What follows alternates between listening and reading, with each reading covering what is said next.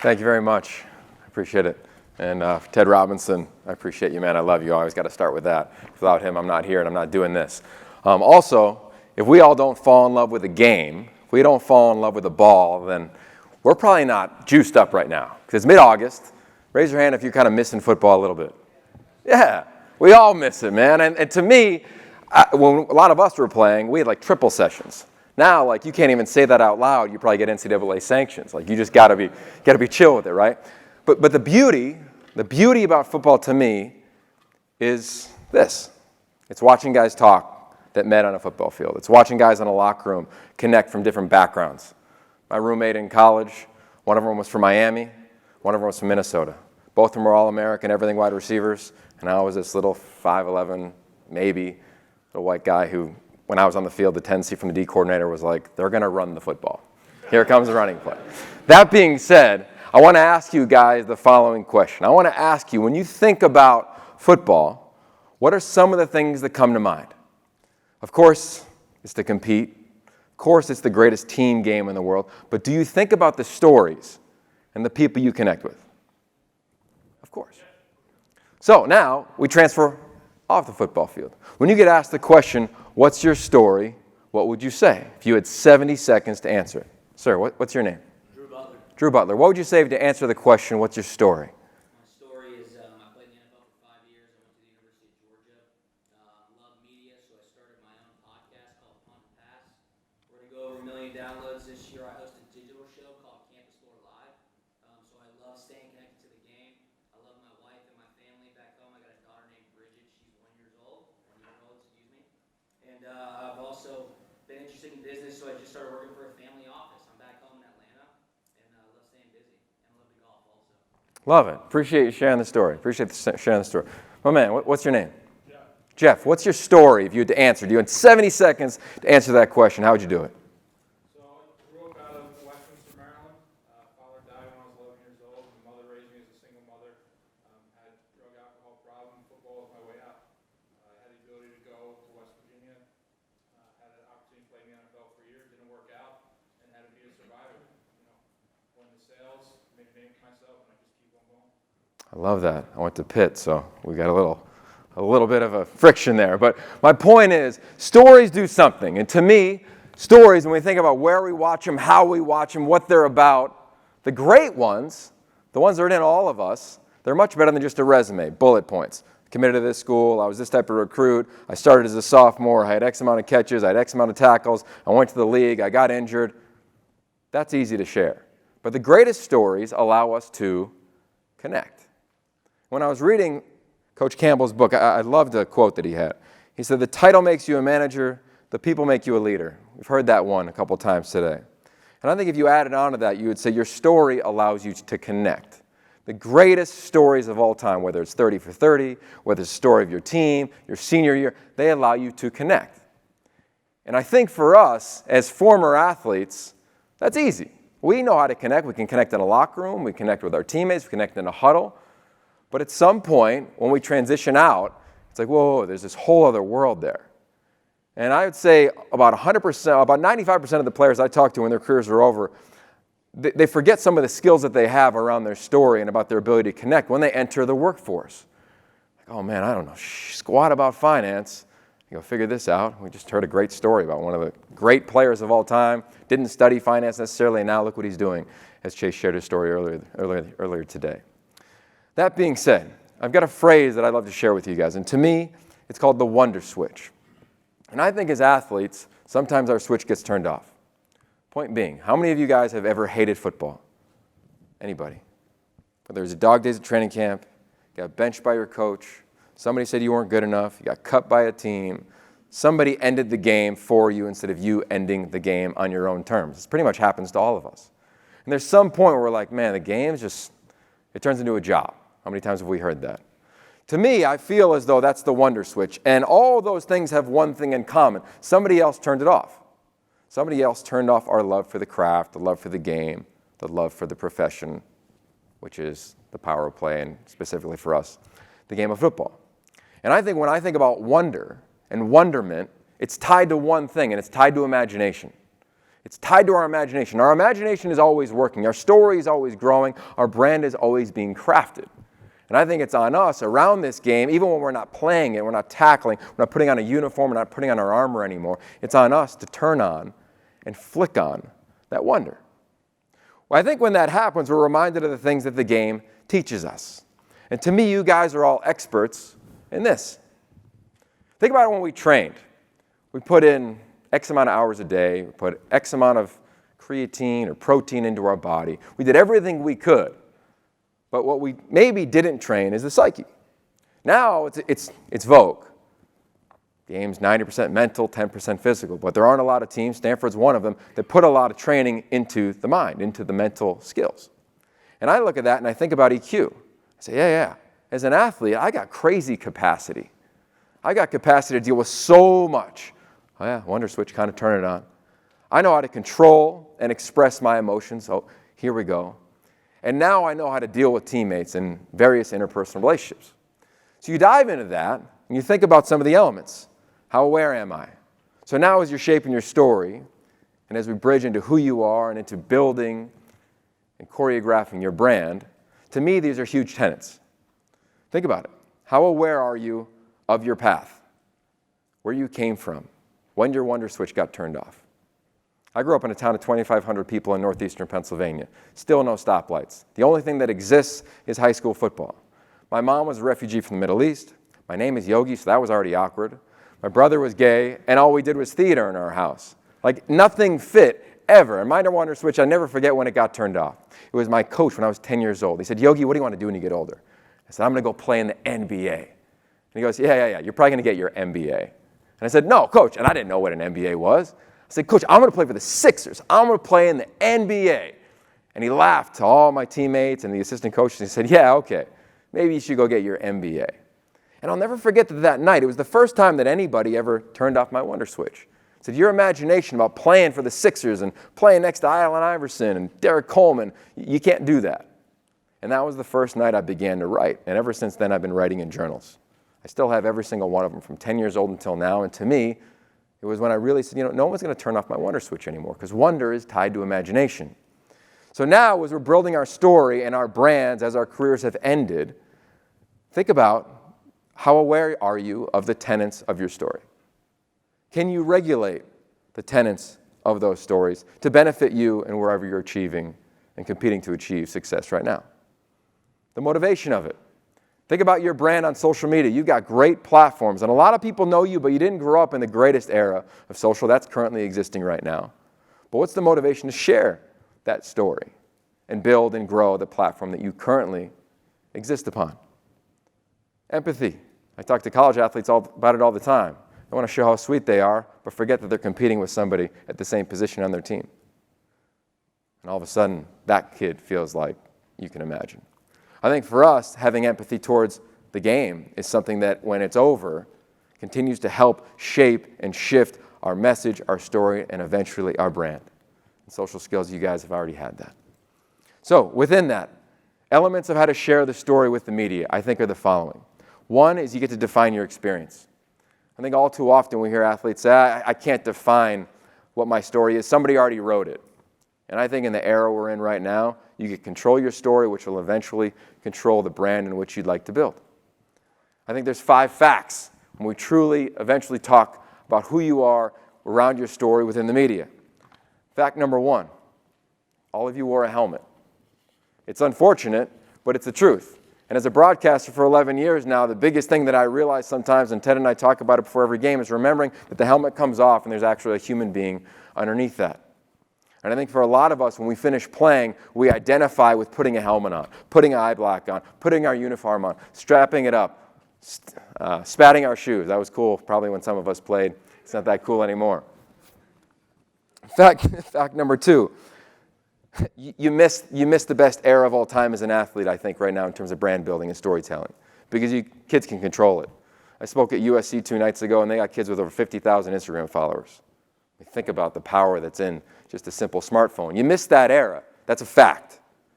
3, you do have a fan base, whether it's the recruiting sites, whether it's your own sites, whether it's people who came and watched you play. You've got people that knew and know you and where you came from and elements of your path.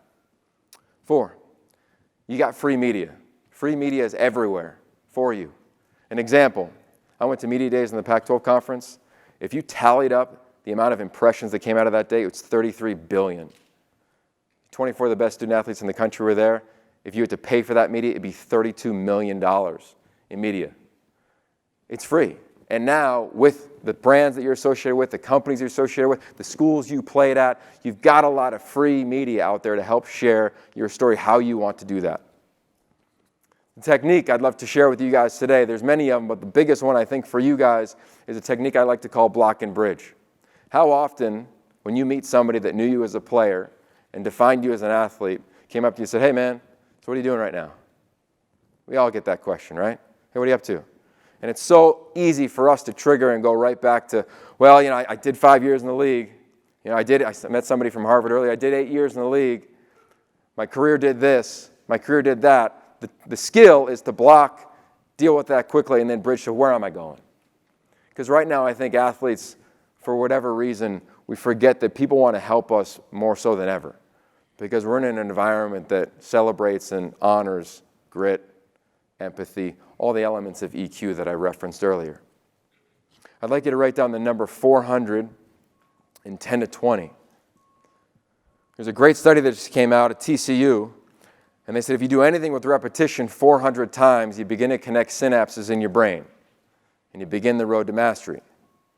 But if you do it with joy, it only takes 10 to 20 reps. So as we share our story and you think back to, man, when was my wonder switch turned off? What did I truly imagine? How were they tied together? What story am I really trying to say if I only had 70 seconds or less? When somebody puts me in a box and says, yep, you're just a football player or a former football player, how do I block and bridge and get to really what my passions are? It only takes 10 to 20 reps if you're willing to do that type of lonely work. So that being said, I came up here to talk about your brand and how you can develop it. We often hear the word brand. I think there's no difference between brand, resume, or story. That's why I started it. So if you thought about it, if you just shouted out, what are some of the greatest brands that you guys love right now? Nike. What else? Apple, of course. What else? McDonald's. Nice. What else? Cheetahs? Tito's. Strong. What else? Shout it out. What else? What is it? Twitter. Nice. What else? Instagram. What else? We're in the tech community of the world, right? What else? Snapchat. I heard that one. Cool. What's the commonality of every single one that was just said? Of course, we use them. Another commonality is nobody said a person. Nobody said a human being. So I think we're in this era where it's got brand. We got it all screwed up when we think about it for ourselves. I got to build my brand. I got to build my podcast. Brand.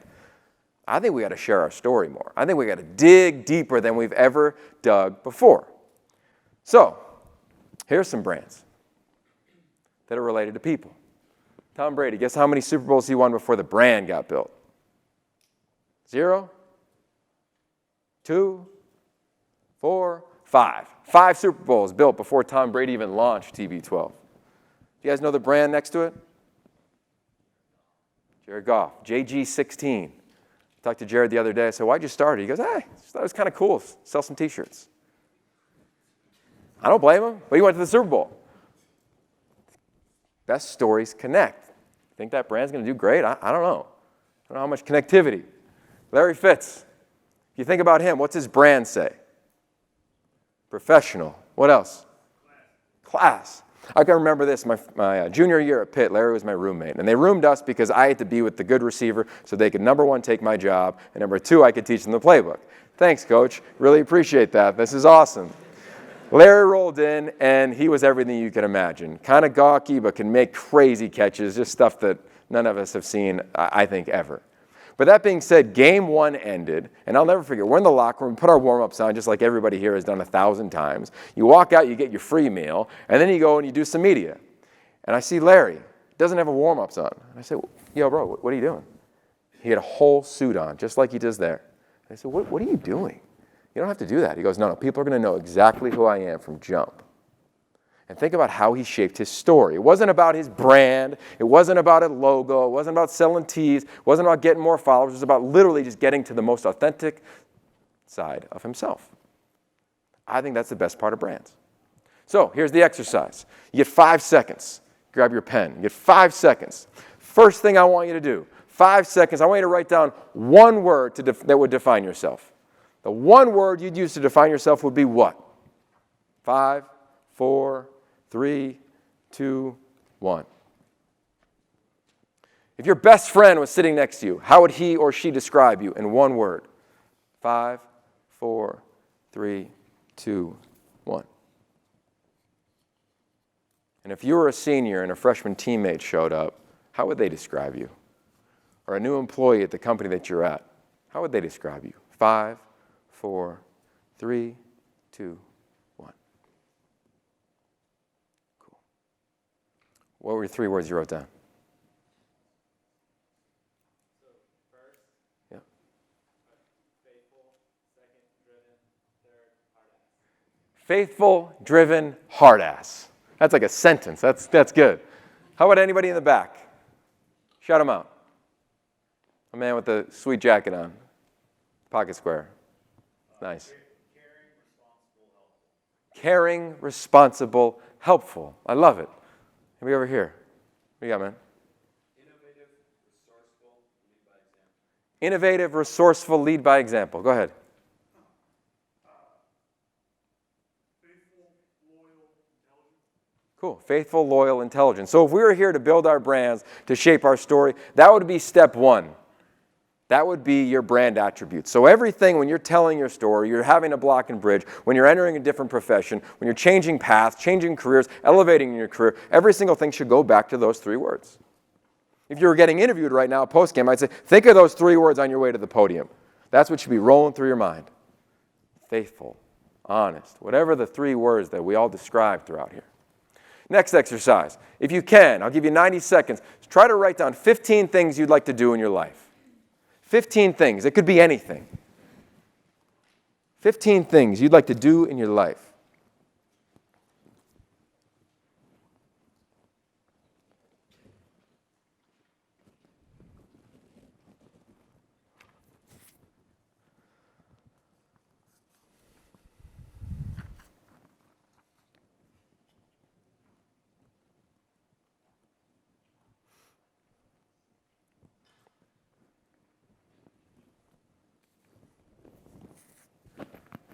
Thirty seconds.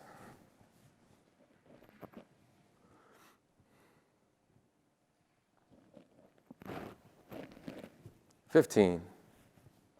The clock is on. Get the snap off. 5, 4, 3, 2, 1. Cool.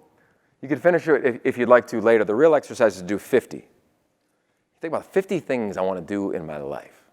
It seems like a lot. I remember I was asked to do this at 19 years old. I still have my list. It was fun, serious, and kind of pathetic. It was everything from win a Super Bowl, get a scholarship, meet Jerry Rice, and date Paris Hilton. It's pretty sad. But that was my list. That's where my head was at 19 years old. So that being said, I'd love somebody to share parts of their list. Go ahead. Run for office, start a company, volunteer coach, teach music lessons, get a doctorate degree, fund a scholarship, start a family. Love it. All right, so I'm going to need you to come on up here. I'd like to come up. Come on up. Come on. That was a heck of a job. Give him a round of applause. Nice job. Nice job. And I apologize. I got to hustle here because I got to go interview one of the top quarterbacks in the country in about 7 minutes. So we're going to roll here about 2 more minutes if you can hang with me. What's up, man? Yogi. How are you? Nice to meet you. Yeah. Jacksonville State. Sir. I love that. Home of John Alabama. Gordon. Nice. Okay, here we go. All right, so we're going to play a game here. Okay? We're going to play the game where you're developing your brand, you're helping share your story, and I'm the first guy that's going to interview you. I work, what do you do? I work for FEMA, Public Assistance. I love it. FEMA Public Assistance. All right, well, I'm their rival. I'm about to double your salary, okay, man? Right. I want to hear about your brand and a little bit about your story, man. Hey, how are you, man? Yogi Roth. Hey, Justin Lee, nice to meet you. Nice to meet you, man. So tell me about yourself. Football player, huh? Yeah, so Justin Lee, I'm from small town Ider, Alabama, population about 400 people. I was the first person in my high school to get a college scholarship in 20 years. Wow, that's pretty Yeah. impressive. So, Good. Okay, so here's the deal. Nice job, right? Did a pretty good job, right? When you thought about it, I want you to do it again. I want you to think about servant, Servant, kind, humble, right? Those are your 3 words, okay? Cool. And then I want you to think about the things that you wrote down, your list. Run for office, start a company, volunteer, coach, teach music lessons, get a doctorate, fund a scholarship, start a family, okay? All right, cool. So you're going to sit down in the chair, and you were just sitting there for, let's just say you were there for 15, 20 minutes. My company's really busy, so I had to bump you a couple meetings, you know what I mean? Okay, all right. Come on in. Hey, how are you, man? I'm really sorry I'm late. Nice to meet you, Yogi Roth, CEO of the coolest company in the history of mankind. That being said, I don't have a lot of time, but I'm curious, why do you think you're qualified to work here? I know you're an athlete. Right. So at heart, I'm a servant. My hometown was impacted by EF3 tornadoes when I was in school, so that kind of seeing our community just be devastated drove me to just serve others, really, and just use that platform to help someone out. I love that. Perfect, right? He thought of his 3 words, he blocked and he bridged, and all of a sudden now I'm thinking, wow, this guy's a badass. He's a servant, he was an athlete, I know what he wants to do with this company. Give him a round of applause, man. Thank you very much. Cool. I'll take that. Cool, so the exercise, if we had more time to do it, is I'd bring a bunch of you up here. I'd give you a couple different tools, when you talk to people, how to talk to them, when you get interviewed. But the point is, among all of it, is how well do you know your story? How well are you connected to when your wonder switch was turned off by somebody else and then when you decided to turn it on? Are you really trusting that all wonderment is tied to imagination, all imagination is boundless and endless, and our lives are boundless and endless because we've already done it on the football field? And then we begin to master our story. And then we begin to master our voice. And then we get the chance to share our story in 70 seconds or less, because you might just get that in an elevator. If you just met Bill Campbell, if he was here, what would you say? And I love this example because this is Russell Wilson. This is after they lose the Super Bowl. He throws a pick. Should they have handed it off? Should they not have? It's 70 seconds from when he leaves his locker room until the podium. And we know sports is the most watched thing in the history of the world. Super Bowl, Olympics, World Cup. People love ball. You've done all this work because you've been through multiple training camps. You've done all this work because you've lived an athletic life. You've competed, you've strained, you're prepared for really anything. But how curated is it? I like it to call the lonely work. How much have you done around your story to really own it? So when you get your 70 seconds to meet the CEO of whatever brand that you love, Twitter, Facebook, Apple, etc., are you really connected to your story or are you ripping off your resume?